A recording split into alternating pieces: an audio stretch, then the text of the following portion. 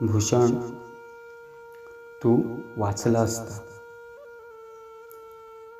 दिवसामागून दिवस उलटत राहतील, तुझी आठवण नेहमी जागवत राहील.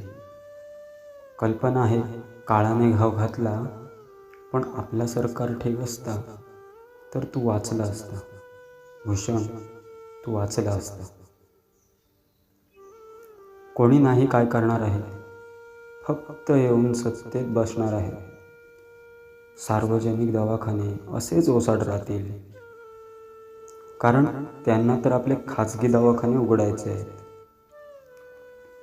आज सगळ्या सेवा सुविधा असत्या तर तुझ्यावर वेळेत उपचार झाला असता. काळाने केलेल्या जखमा काही क्षणात भरून आल्या असत्या. आज सर्वांच्या सोबत बसून तूही आनंदाने परत गायला असता. भूषण भावा, तू वाचला असता. आता तर लोकशाही मरण पावत चालली आहे. मतदाराला विकत घेतलेल्या सत्ताधाऱ्यांना कोणत्या तोंडाने, कोणत्या अधिकाराने कोण जाऊन सांगेल की सिंधुदुर्ग सुधारा? प्रत्येकाचा अधिकार तर त्याच दिवशी संपला, ज्या दिवशी पैशाच्या बाजारात मतदार विकला गेला. लोकांनी लोकशाहीचा अधिकार विकला नसता तर भूषण, तू वाचला असता.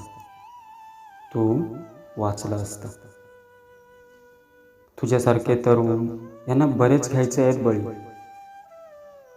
त्यामुळे सुधारणे त्यांचे अशक्य सध्याच्या काळी.